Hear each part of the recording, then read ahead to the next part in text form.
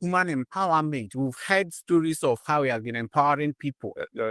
Empowering people by giving them appointments. I've always said it, that political appointment is not empowerment.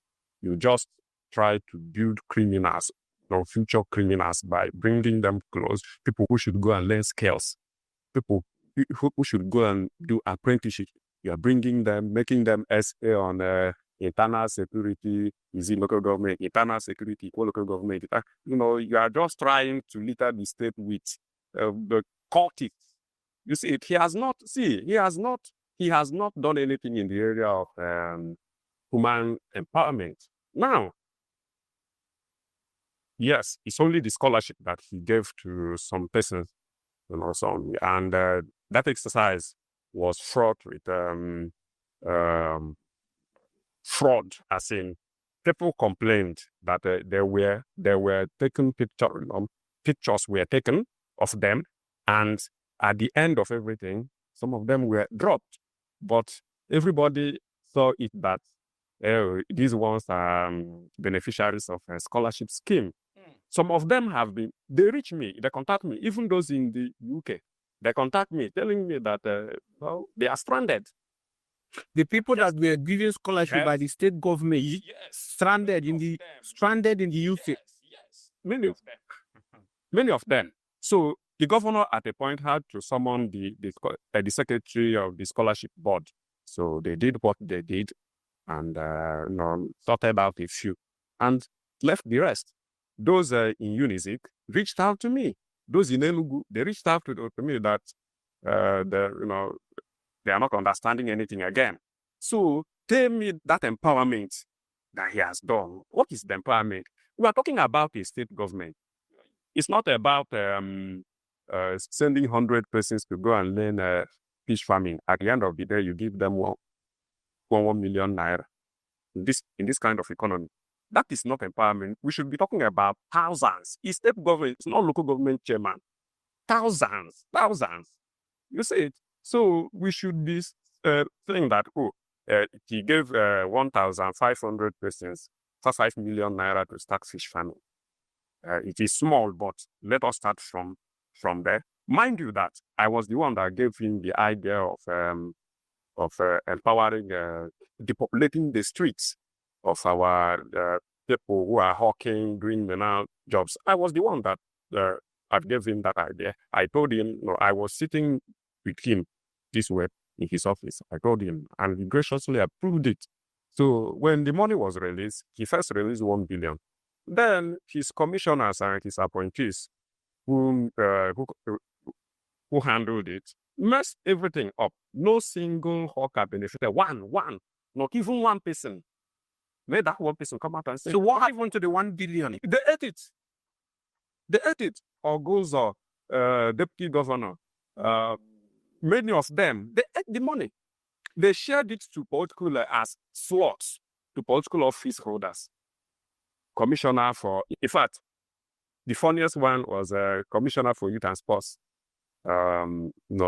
Giving his own slot. He was given 3 slots. Then he used domestic staffers that were working for him, the women, and he used their details to collect that money. Some of them he gave 100,000 at the end of the day, some 50,000 at the end of. He used the bank account details of his domestic staff. Yes, some of them in Ezra South that benefited from the political appointees, political stakeholders that collected these slots, went to primary schools, and got snapped some pupils to use their detail and open bank account to collect that money. And Chika, what you're saying is, mind-blowing. I'm from Ebonyi, but to be honest with you, most of these things, I don't know about them. These things you're saying now, if you're called tomorrow to give proof of this allegation. They took me to court now. Oh, yes. They already took you to court? Yes. We are proving it over there. Yes, I'm proving it. You see, when that thing happened, I spoke with the governor. I told him we were on call for 16 minutes. he was with his immediate elder brother in vehicle. So I called him. I told him, Your Excellency, I don't know if you are aware that these guys have messed with this money released. He told me, yes, he's aware of it. That it is just unfortunate that the money went the way it went. So, but he was going to do something about it. I told him that you may not have the time to probe them. And the people that made up the committee, the people that are in the committee are such that you cannot deal with, Elechi's son. I think he was the chairman of that committee. Elechi's son, you cannot, I don't see you fighting him. Senator Fianwale's son, I don't see you fighting him. Your deputy, because she was in that committee. So I told him that I will help you, Your Excellency. I will raise a petition against them. He told me point blank I shouldn't do. I said I would do. So I wrote a petition and submitted to the EFCC in Enugu. So, and from there, they came together, they contributed contacts and money, and paid police officers. 13 police officers came to look for me in Oka. They came with a highest bus. So they first picked my sister. They used her to lure me. So, and I didn't know. I came, they picked me up. You see it. So they were just trying to scuttle the expected invitation, the EFCC invitation, because when it was time for EFCC to tell me to come and prove my point, then I was in prison. You see it. They kept me in prison for 4 months. That was last year. You see it. So they did everything possible to weaken that matter, to weaken that petition, to make that petition to die. So the petition is still with the EFCC, but EFCC would always call governor. Should we go on with this? There is a petition on our table from your state. Are you aware of it? You see, EFCC, it's only God that will forgive that. EFCC. Now, when you see EFCC, it's a case of thieves probing thieves. I'm not saying that they are thieves, but it is a case of thieves probing thieves. You call governor. There is a petition from your state. Are you aware of it? If governor says otherwise, they've just shift it. So what you're saying is that the governor of Ebonyi State is aware of this embezzlement. Yes, he confirmed to me. He told me on phone. We spoke for 16 minutes. And these people who embezzle this money, the members of this government, they are still in his government. Yes, he's commissioner for commerce and industry. He's deputy governor. He's I think there were 13 of them in that 13 of them in that committee. So I've just forgotten some of them. But I heard, and Elechi is the commissioner for business development or what. The government just duplicated portfolios. So they shared it among themselves. They shared it. So, and the governor even said you should not write the petition. Yes. Yes, he told me that. On a phone call. Yes, now. He told me that he was going to look into the matter. But I told him that you don't have that time. You don't have that time. And considering the personalities involved, I don't see you probing former Governor Lechi's son. I don't see you probing Senator Fianwale's son. I don't see you probing your deputy. I don't see you probing your SSG. Yes, because SSG was in that the most corrupt SSG that Ebonyi State has produced. The woman, I was the one that revealed the money she stole the other time. I think 1 point something billion she stole. The amount of money that you keep calling, that people in government FCC took her to court in New York. You see it. So, and everybody in government was aware of that case. I shared the court documents. You see it. So, how is the case now? The case, don't you know EFCC? Is she still in government? Yes, now Professor Grace Umezoike, she's in government. They are not doubting it. I shared the court documents. EFCC took her to court, and EFCC got court order, to seize that money she lodged that, the money into one Onye Abongene's account. I think that one is also SA to governor. So she lodged that money there, and in some other bank accounts, it was the money got from the amount, I think 3-4 billion naira that the governor gave her to go and buy rice for Christmas as Christmas package for civil servants and politicians. So and that amount is very big. So she bought rice of 2 billion and pocketed the remaining.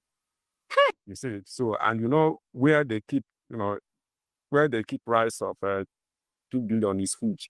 So, but the governor, the people in government found out that the rice that was brought in didn't amount to that to such amount of money. So they started. It was the government that even proved that.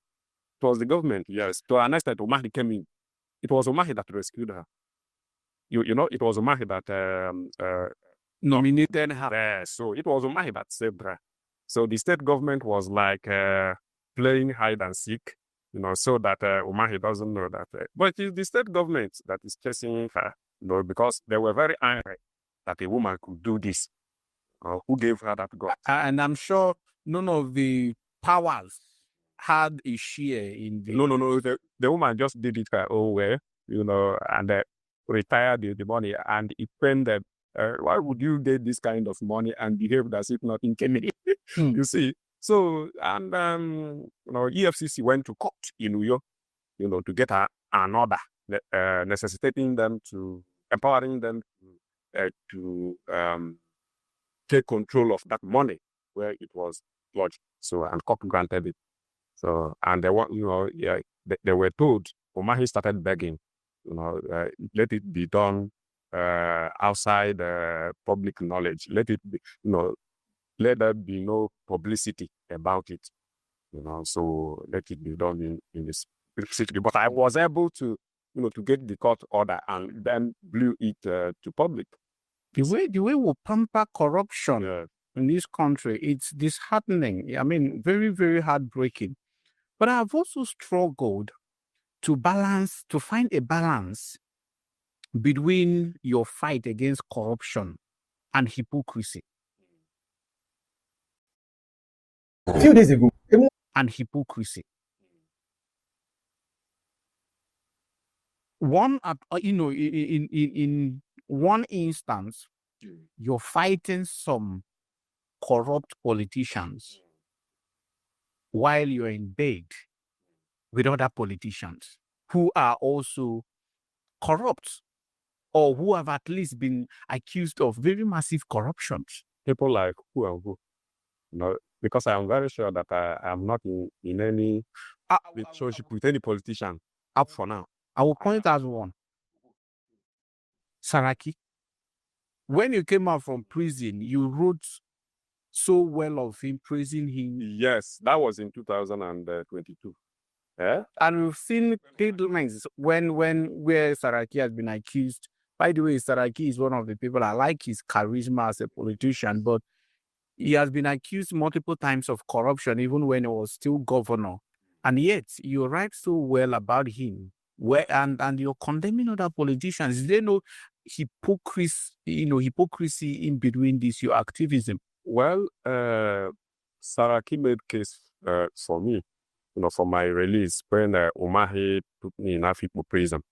So he made case. I think also made case for my release, and Dino, including AIT man, Dr. C, when he was alive. So AIT used its platform to make case for me. Many people. So I decided that I should visit all of them and thank them, for making case for my release, because what Umahi wanted was to keep me there till 2023 election is over. So I made them to tell them thank you. I visited articles on Abba. So I visited the AIT, the person's house, Saraki's house. I wasn't able to visit Dino.